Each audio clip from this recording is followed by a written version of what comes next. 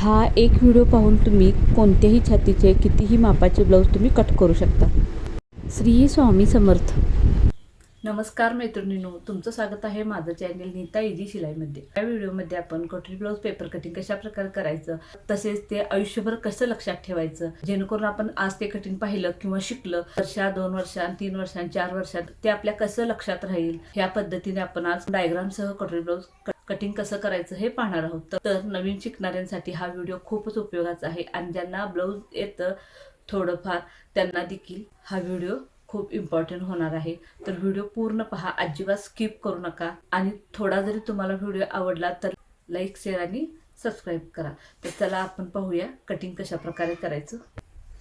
तर आपल्याला पहिला मापे समजून घ्यायची आहेत, मगच आपण ब्लाऊज कटिंग करणार आहोत. यामध्ये मी ब्लाऊजची जुन्या ब्लाऊजवरून जितकी मापं येतात ती मापे, तसेच त्यामध्ये आपल्याला किती मार्जिन घ्यायचं आहे आणि मार्जिन घेतल्यानंतर किती होतं हे सर्व लिहिलेलं आहे. हे पहिलं तुम्ही समजून घ्या. तर ब्लाऊजची पूर्ण उंची 13.5 इंच आहे. त्यामध्ये आपल्याला मार्जिनसाठी 1 इंच मिसळायचं आहे, म्हणजे 14.5 इंच इतकी आपली उंची होणार आहे.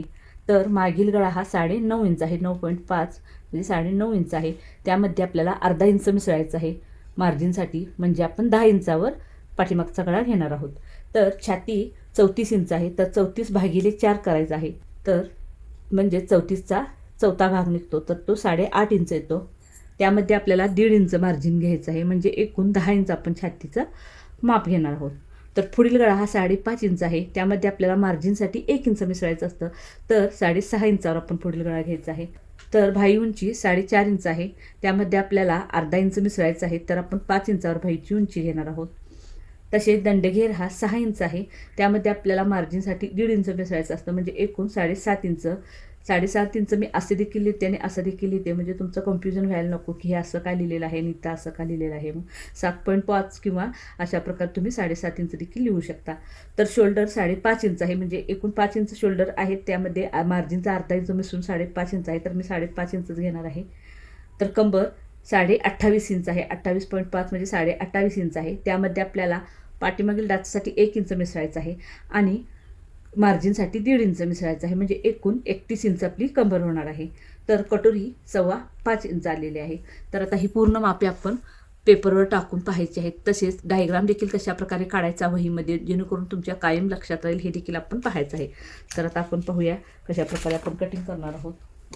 तर हे पहा, मी कटिंगसाठी हे पेपर घेतलेला आहे. हा पेपर फोल्ड वगैरे काहीही केला नाही, जसं तसं आहे तसं आपल्याला मापे टाकायचे आहेत. तर प्रथम आपल्याला उंचीचे माप टाकून घ्यायचं आहे. तर उंची 13.5 इंच आहे. त्यामध्ये आपल्याला 1 इंच मिसळून आपण 14.5 इंचावर पॉईंट देणार आहोत. तर शोल्डर आपलं 5.5 इंच आहे. तर 5.5 इंचावर पॉईंट देऊन इथे एक लाईन आखून घ्यायची आहे. तर पाठीमागचा गळा डीप असल्यामुळे जितकं शोल्डर आहे त्याच्यापेक्षा आपण अर्धा इंच जास्त घेतो मुंड्यासाठी. तर शोल्डर 5.5 इंच आहे, तर मुंडा आपण 6 इंच घेणार आहोत. तर इथे एक पॉईंट देऊया. तसेच इथे देखील जितकं शोल्डर आहे तितकंच माप आलेलं आहे का ते पाहूया, म्हणजे आपली ही लाईन तिरकी वगैरे होणार नाही. तर ही लाईन आता आपण आखून घेऊया आणि इथे छातीचे माप टाकायचं आहे. तर छाती 34 इंच आहे, तर 34चा चौथा भाग हा 8.5 इंच होतो. त्यामध्ये मार्जिनसाठी 1.5 इंच मिसळायचं आहे आणि ही लाईन देखील आपण आखून घेतलेली आहे. तर कंबर आपली 28.5 इंच आहे. तर 28.5 चा चौथा भाग हा 7.1 इंच होतो. तर 7.1 इंचावर एक मी पॉईंट दिलेला आहे. तसेच 1 इंच हे पाठीमागील डाचासाठी आणि 1.5 इंच आपण मार्जिनसाठी घेणार आहोत. तर ही फिटिंगची आणि मार्जिनची लाईन देखील आखून घ्यायची आहे. तर या दोन्ही लाईनी आखून घेतलेल्या आहेत.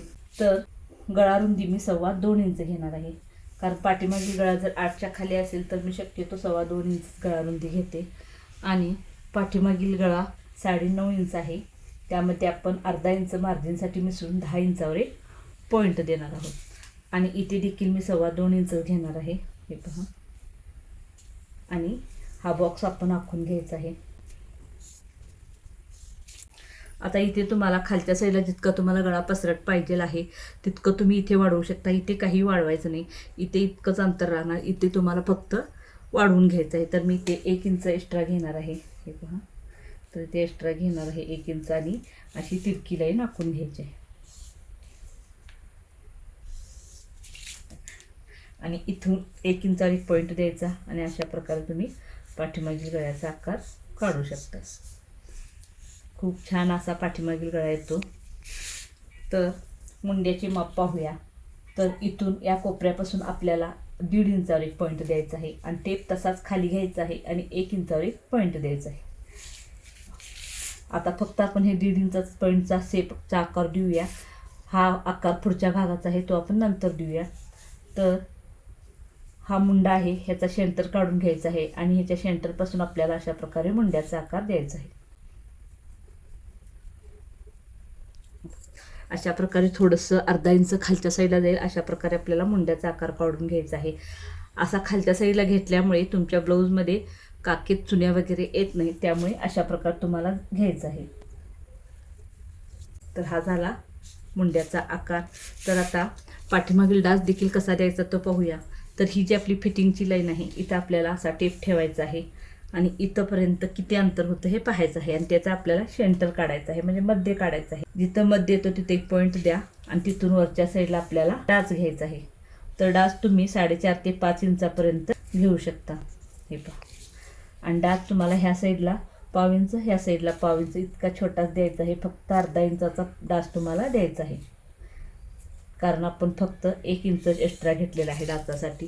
त्यामुळे ह्या साईडला अर्धा इंच आणि त्या साईडला अर्धा इंच असं मिळून 1 इंचच तुम्हाला डास द्यायचा आहे.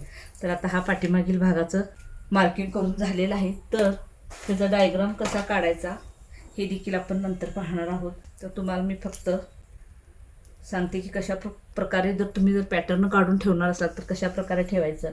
तर इथे शोल्डर 5.5 इंच, ही गळा रुंदी 2.25 इंच, हे अशा प्रकारे बांध करून तुम्ही लिहून घ्या, म्हणजे तुमच्या लक्षात राहील की कोणत्या भागाला आपण काय म्हणतो किंवा कोणत्या भागाची माप किती घेतलेलं आहे हे आपल्याला नेहमी लक्षात राहील. तर इथून आपण 1.5 इंच घेतलेला आहे.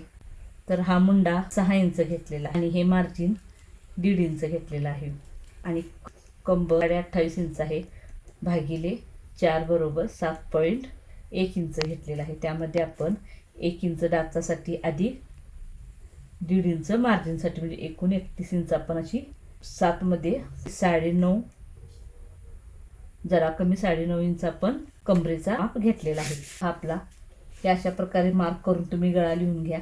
तर गळा आपला 9.5 इंच आहे, त्यामध्ये अर्धा इंच मिसळ म्हणजे एकूण 10 इंचावर आपण गळ्याचा पॉईंट दिला आणि इथे 1 इंच आपण एक्स्ट्रा घेतलं, हे देखील तुम्ही लिहून घ्या.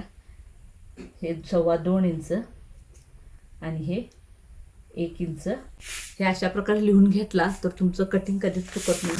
तुम्ही कधीही कितीही दिवसांनी जर हे पॅटर्न पाहिला तर तुमच्या लक्षात राहील की आपण कशा प्रकारे आणि कशी मापे टाकलेली आहेत. तर हे आता आपण कट करून घेऊया. तर आता आपण पुढच्या भागाचे मापे टाकूया. मार्किंग करण्यासाठी आपण फक्त असा पेपर ठेवून घेणार आहे मागील भागाचा. हे अशा प्रकारे ठेवून घ्यायचा आणि ह्याच्या भोवत्याने फक्त आपल्याला मार्क करून घ्यायचं आहे. तर हे आपण मार्क करून घेतलेलं आहे. त्यात आपण पुढच्या भागाची मापे टाकूया. तर गळा रुंदी 2.25 इंच, तर मुंडा आपला 6 इंच होता, तर 6 इंचावर एक पॉईंट देऊया आणि इथून 5.5 इंचावर आणि ही लाईन जोडून घेऊया, म्हणजे आपल्याला पुढच्या मुंड्याचा आकार देता येईल.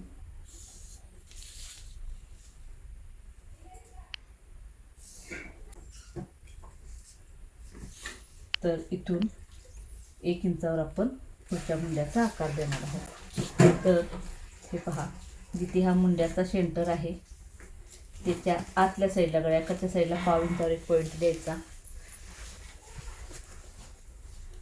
आणि ह्या अशा प्रकारे आपल्याला पुढच्या मुंड्याचा आकार काढून घ्यायचा आहे. हा पुढच्या मुंड्याचा शेप दिलेला आहे. तर पुढचा गळा आपला 5.5 इंच आहे, तर 5.5 इंचावर एक पॉईंट द्यायचा आहे. तसेच आपल्याला मार्जिनसाठी 1 इंच मिसळायचं आहे, तर 1 इंचावर आणखीन एक पॉईंट दिला. तसेच 2.25 इंच गळा रुंदी घ्यायची आहे. इथं जितकी घेतली तितकीच इथं घ्यायची आहे, वाढवायची नाही. आणि हा बॉक्स तयार करून घ्यायचा आहे.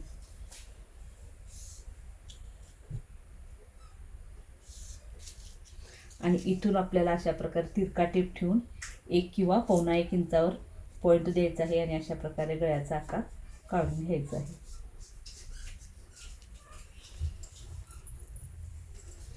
तर क्रॉसपट्टी आपली 3 इंच आहे, तर 3 इंचावर एक पॉईंट देऊया. तसेच ह्या साईडला 2.5 इंचावर पॉईंट देऊया.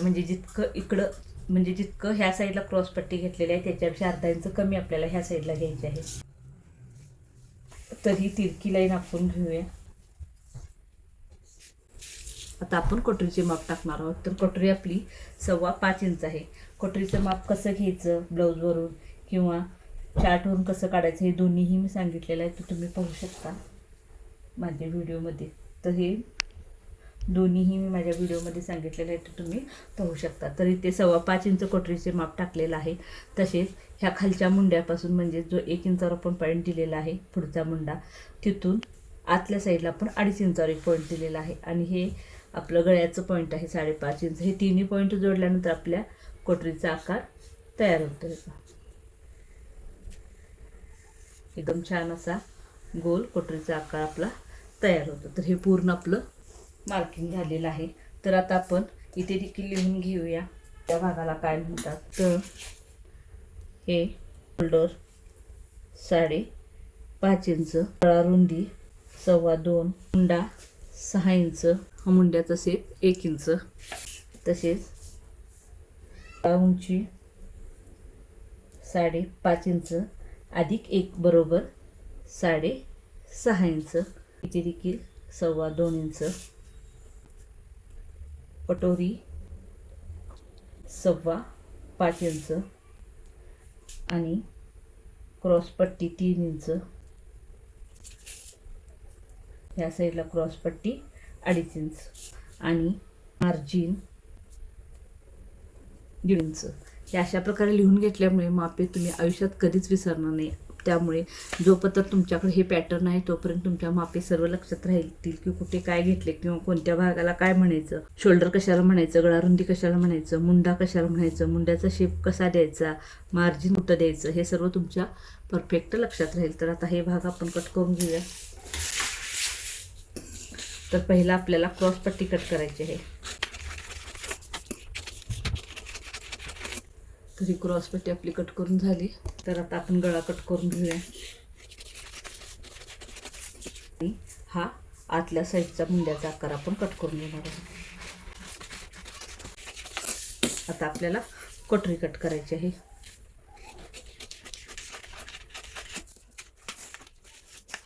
तर हे पहा, हे पूर्ण आपलं कटोरी ब्लाऊजचं कटिंग झालेलं आहे. तसेच आपण कटोरी कशी वाढवायची आणि डायग्राम कसा लिहायचा हे पाहून घेऊया. तर पहिल्यांदा आपण कटोरी वाढवून घेऊया.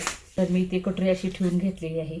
पेपर आहे त्याच्यामुळे सरळ ठेवून घेतलेली आहे. जर तुम्ही ब्लाऊज पिसार ठेवत असाल तर तुम्हाला तिरक्यामध्ये ठेवायची आहे. ह्या साईडला 1.25 इंच आणि ह्या साईडला 1.25 इंच मार्किंग करून घेतलेलं आहे. तसेच ह्याचा सेंटर काढून घ्यायचा आहे 2 इंचाचा. सेंटर ह्याचा 4 इंच येतो. तर त्या सेंटरपासून खाली आपल्याला 1.5 इंचावर एक पॉईंट द्यायचा आणि हे 1.25 इंचाचा पॉईंट आणि हा 1.5 इंचाचा पॉईंट दोन्ही जोडून घ्यायचं. हे जोडून घेतलं. इथून इकडे आपल्याला फक्त 1.5 इंच घ्यायचं आहे आणि ही तिरकी लाईन देखील जोडून घ्यायची आहे. आणि इथून इकडं आपल्याला अर्धा इंच घ्यायचं आहे आणि इथून असं आपल्याला कटोरीचा आकार घ्यायचा आहे. तर हे पहा, आपला कटोरीचा आकार काढून झालेला आहे. आता आपण डास देखील पाहूया. तर इथून इथंपर्यंत आपल्याला 1.5 इंचावर पॉईंट द्यायचा आहे आणि ही सरळ लाईन आखून घ्यायची आहे. आणि आपण जितकं इकडं एक्स्ट्रा घेतलेलं आहे दोन्ही साईडला तितकंच आपल्याला इथे माप घ्यायचं आहे. तर इकडे 1.25 इंच आणि ह्या साईडला 1.25 इंच आणि या तिरक्या लाईन आपण जोडून घेणार आहोत म्हणजे आपला डास तयार होईल. तर हे झालं आपलं कटोरीचं देखील मार्किंग. तर हे देखील आपण कट करून घेऊया.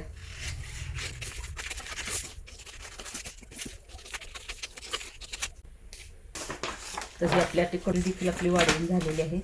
तर हे सर्व आपले कटिंग पूर्ण झालेले आहेत. आता आपण डायग्राम कसा काढायचा हे पाहूया. म्हणजे जेणेकरून तुमच्या आयुष्यभर कोणत्याही ब्लाऊजचं कटिंग जर तुम्ही एकदा पाहिलात तर ते कायम लक्षात राहील. जर तुम्ही शिवण क्लास शिकत असाल किंवा शिकणार असाल तर तुम्हाला एक अशी वही घ्यायची आहे. तुम्हाला एक वही लागणारच आहे.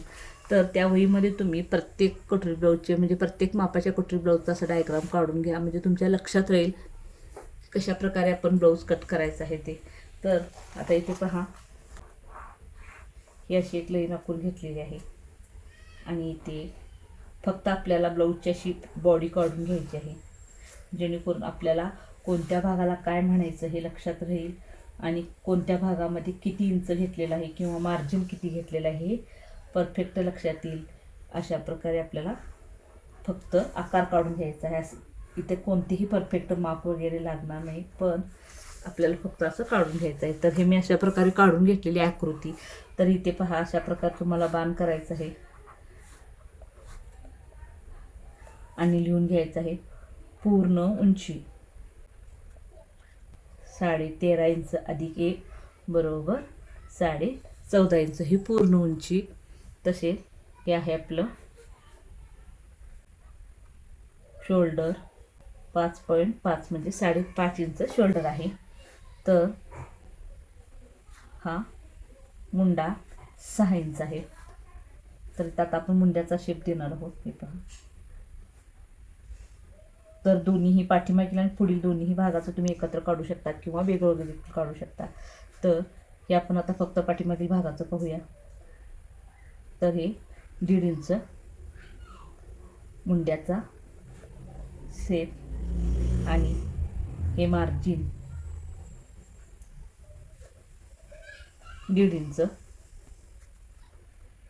कंबर इथे खालच्या साईडला आपण कंबर घेऊया, तर मावणार नाही. कंबर 28.5 भागिले 4 बरोबर 7.1 इंच. 7.1 अधिक 1 अधिक 1.5 म्हणजे 9.6 आहे. तर आपण बरोबर 9.5 इंच देखील इथे घेऊ शकतो. तर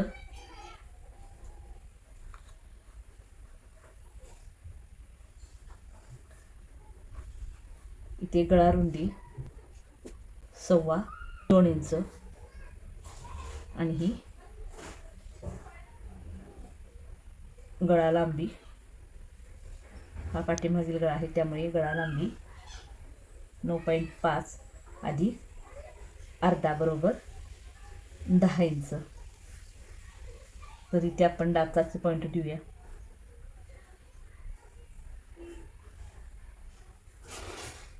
डाच 5 ते 4 इंच. हे अशा प्रकारे हे पाठीमागील भागाची आकृती काढून झालेली आहे. आता आपण इथेच पुढील भागाची देखील आकृती काढणार आहोत. तर कशा प्रकारे आकृती काढायची हे लक्षात आलं असेल. ह्याच पद्धतीने आपल्याला पुढील भागाची देखील आकृती काढायची आहे.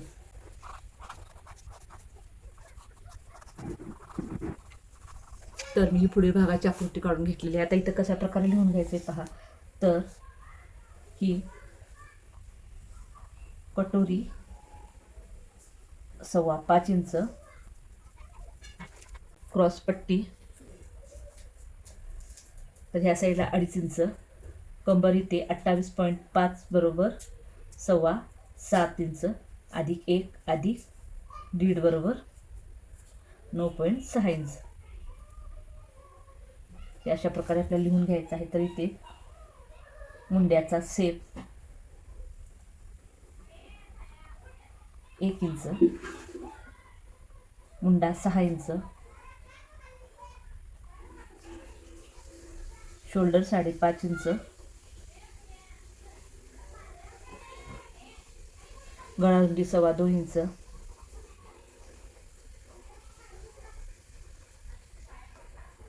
गळा लांबी 5.5 इंच अधिक 1 बरोबर 6.5 इंच. आणि इथून बाण करायचा आहे आपल्याला. अशा प्रकारे ती छाती द्यायचं आहे. तर 34 भागिले 4 बरोबर 8.5, 8.5 अधिक 1.5 बरोबर 10 इंच आणि हे 1.5 इंच मार्जिन आणि ही पूर्ण उंची 13.5 अधिक 1 बरोबर 14.5 इंच. हे अशा प्रकारे आपल्याला आकृती काढून घ्यायचं आहे.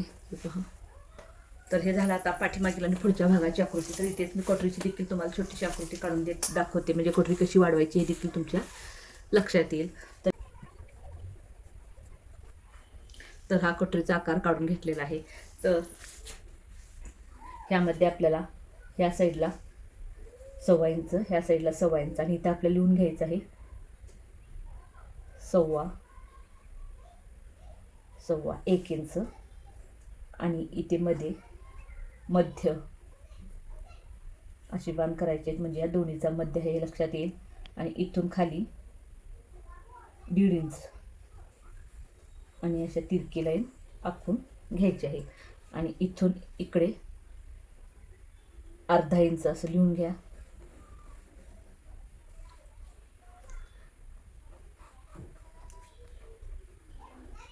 पाव इंच आणि इथून इथे 1.5 इंच, 1.5 इंच आणि इथे देखील वाण करून लिहून घ्यायचं आहे 1.25 इंच.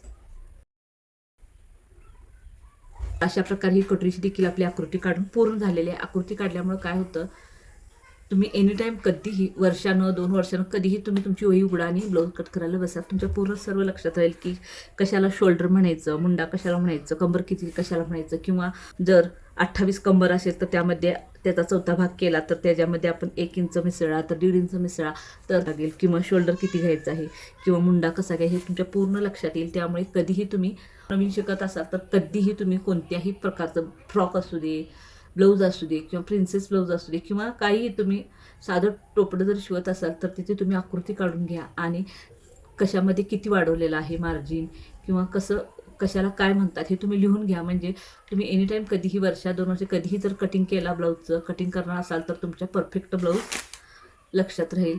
तर तुम्हाला जर काही शंका असतील तर तुम्ही मला कमेंट करू शकता. तसेच तर व्हिडिओ जर तुम्हाला थोडा जरी आवडला असेल तर प्लीज लाईक, शेअर आणि सबस्क्राईब करायला विसरू नका. थँक्यू.